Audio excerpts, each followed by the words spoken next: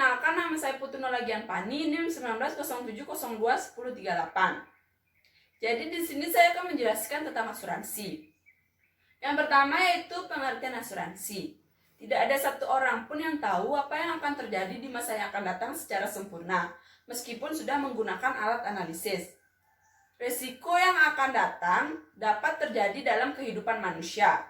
Untuk mengurangi risiko yang akan datang, diperlukan adanya perusahaan yang mampu menanggung risiko tersebut.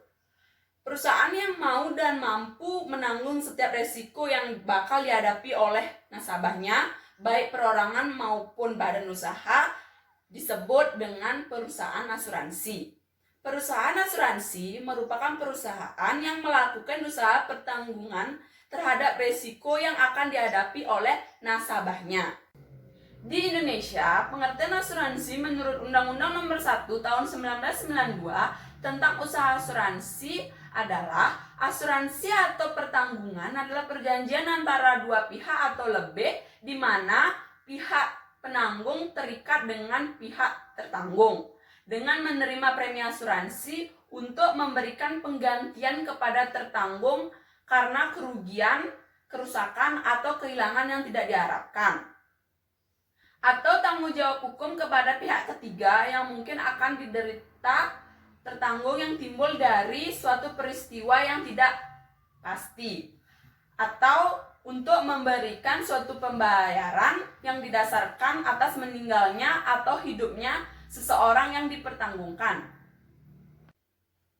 Dan di sini saya akan menjelaskan tentang perkembangan asuransi. Dasar acuan pembinaan dan pengawasan usaha asuransi di Indonesia juga didasarkan kepada keputusan Menteri Keuangan nomor yang pertama 223/KMK.017/1993 pada tanggal 26 Februari 1993 tentang izin perusahaan asuransi dan reasuransi. Yang kedua yaitu 224/KMK.017/1993 tanggal 26 Februari 1993 tentang izin perusahaan asuransi dan reasuransi. Yang ketiga yaitu 225/KMK.017/1993 pada tanggal 26 Februari 1993 tentang izin perusahaan asuransi dan reasuransi. Dan yang terakhir yaitu 226/KMK.017/1993 tanggal 26 Februari 1993 tentang perizinan dan penyelenggaraan kegiatan usaha penunjang asuransi dan reasuransi. Om Swastiastu. Perkenalkan, nama saya Putu Meta Windasari dengan NIM terakhir 1041. Di sini saya akan menjelaskan 3 materi. Yang pertama, jenis-jenis asuransi, yang kedua, keuntungan dari asuransi, dan yang ketiga adalah prinsip dari asuransi itu sendiri. Seperti yang telah kita ketahui di Indonesia, asuransi telah berkembang begitu pesat. Nah, dari sanalah terdapat jenis-jenis asuransi. Jenis-jenis asuransi tersebut dapat dilihat dari berbagai segi. Yang pertama, dilihat dari segi fungsinya. Dilihat dari segi fungsinya, asuransi dibedakan menjadi 3. Yang pertama, asuransi kerugian atau non-life assurance. Asuransi kerugian atau non-life assurance adalah suatu jenis asuransi yang terdapat dalam Undang-Undang Nomor 2 Tahun 1992 yang menjelaskan bahwa suatu asuransi kerugian menjalankan usaha memberikan jasa untuk menanggung suatu resiko dari suatu peristiwa yang tidak pasti. Asuransi kerugian ini dibedakan menjadi 3. Yang pertama, asuransi kebakaran, dan yang kedua, asuransi pengangkutan, dan yang ketiga adalah asuransi aneka. Yang kedua, ada asuransi jiwa. Asuransi jiwa adalah suatu jenis asuransi yang dikaitkan dengan penanggungan jiwa atas meninggalnya seseorang yang dipertanggungjawabkan. Asuransi jiwa ini dibedakan menjadi 4. Yang pertama, asuransi berjangka, asuransi tabungan, asuransi seumur hidup, dan anuitas. Yang selanjutnya adalah reasuransi atau reassurance. Reasuransi adalah suatu jenis asuransi yang memberikan pertanggungan pulang terhadap suatu resiko ataupun kejadian kepada perusahaan asuransi kerugian. Selanjutnya yang kedua adalah dilihat dari segi kepemilikannya. Dilihat dari segi kepemilikannya, asuransi dibedakan menjadi 4. Yang pertama, asuransi milik pemerintah. Asuransi milik pemerintah adalah suatu jenis asuransi yang dimiliki oleh pemerintah, yang dimana saham sepenuhnya itu milik pemerintah. Yang kedua, asuransi milik swasta. Jadi asuransi milik swasta adalah suatu jenis asuransi yang saham sepenuhnya dimiliki oleh swasta nasional. Yang ketiga, asuransi milik perusahaan asing. Asuransi milik perusahaan asing adalah suatu jenis asuransi yang biasanya yang ada di Indonesia itu adalah cabangnya dan sahamnya pun sepenuhnya dimiliki oleh orang asing. Dan yang keempat ada asuransi milik campuran. Jadi asuransi milik campuran ini adalah suatu jenis asuransi yang dimiliki oleh pihak swasta nasional dengan pihak asing. Yang ketiga, dilihat dari segi kriterianya. Dilihat dari segi kriterianya, asuransi dibedakan menjadi 2, yaitu asuransi sukarela dan juga asuransi wajib.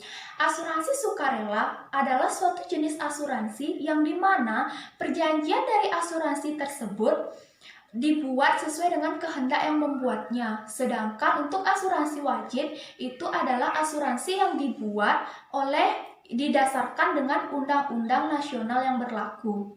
Yang keempat adalah suatu asuransi berdasarkan tujuannya.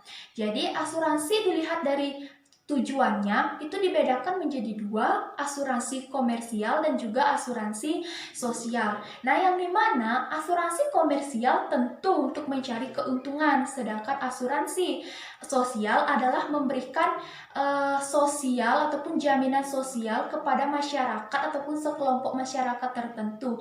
Yang dimaksud sekelompok masyarakat atau masyarakat tertentu di sini adalah masyarakat yang kurang mampu. Dan yang kelima adalah asuransi berdasarkan.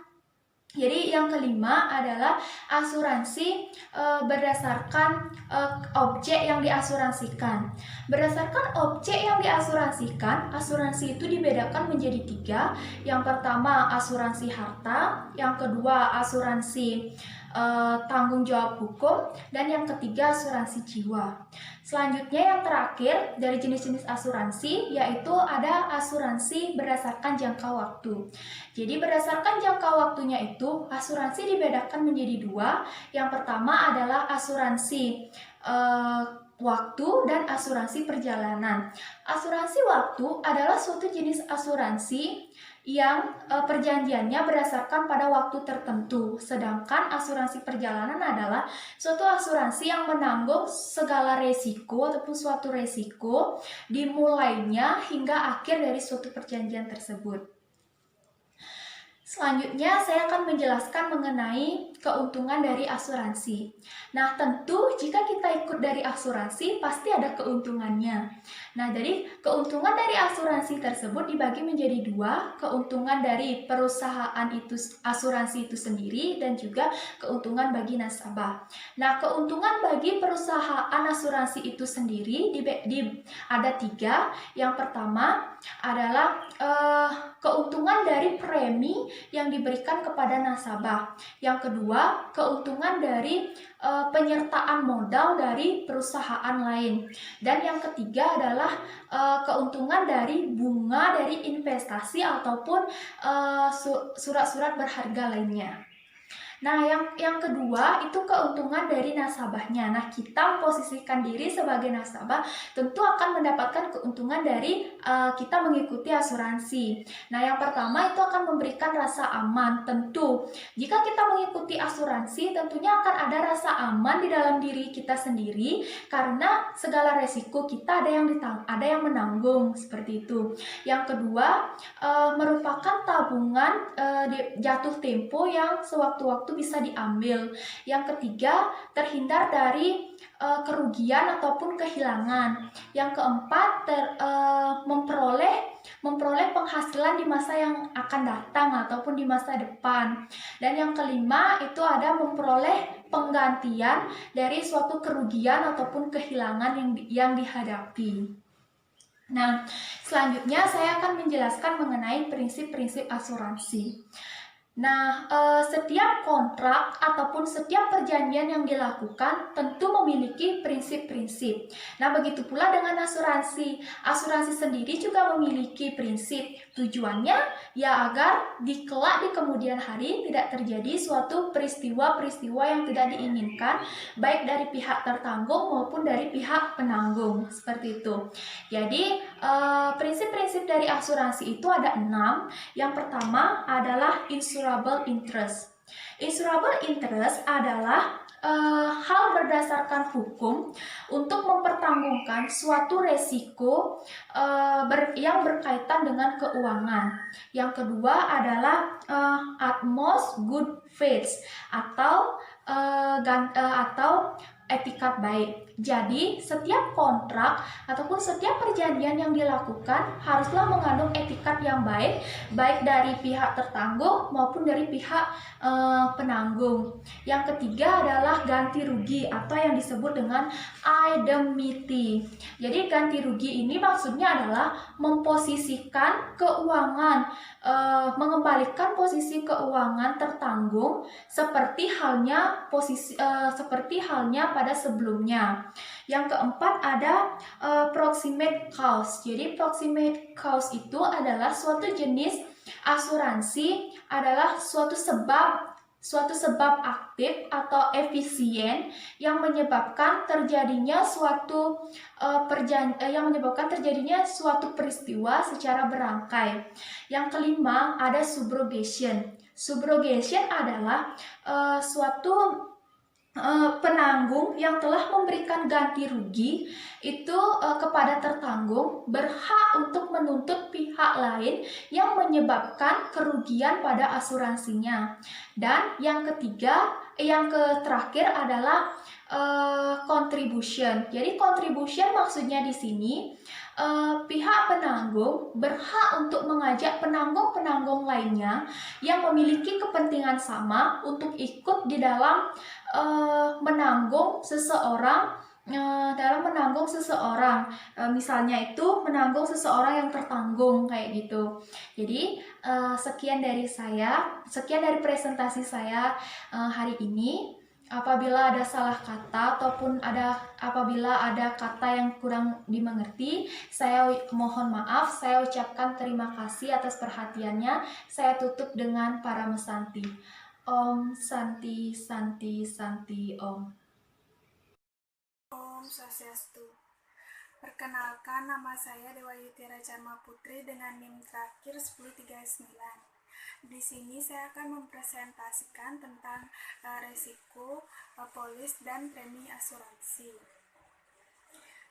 Jadi, resiko adalah suatu kondisi yang mengandung kemungkinan terjadinya penyimpangan yang lebih buruk dari hasil yang diharapkan.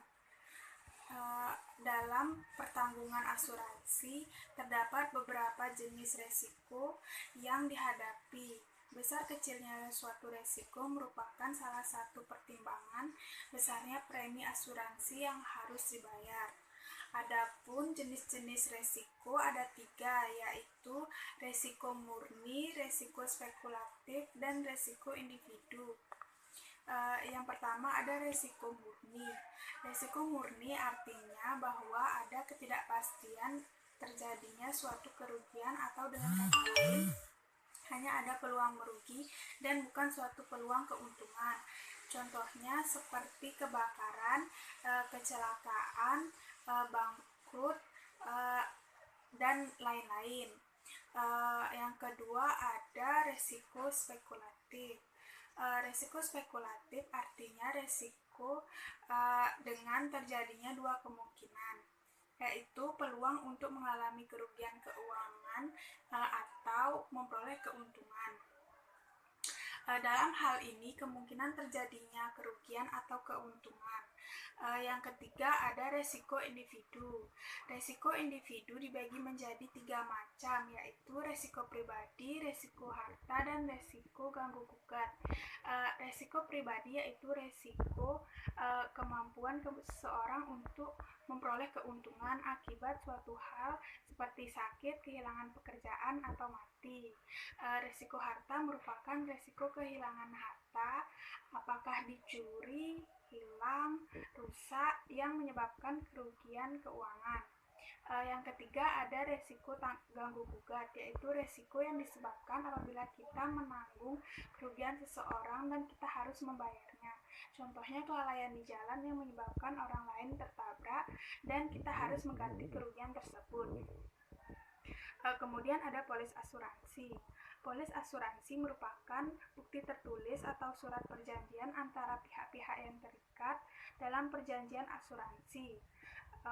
Adapun hal-hal yang termuat dalam polis asuransi yaitu nomor polis, nama dan alamat pemegang asuransi, uraian risiko, jumlah pertanggungan, jangka waktu pertanggungan, besar premi dan biaya materai, resiko-resiko yang dijaminkan, polis pertanggungan kendaraan bermotor yang memuat nomor angka kendaraan dan nomor mesin. Yang terakhir ada premi asuransi. Premi asuransi merupakan kewajiban pemegang asuransi kepada perusahaan asuransi yang berupa pembayaran keuangan kepada perusahaan dalam jumlah tertentu. Jadi jumlah premi tertanggung pada faktor yang menyebabkan tinggi rendahnya resiko dan jumlah nilai pertanggungan. Sekian hasil presentasi dari kami tutup dengan Paramasanti. Om Santi Santi.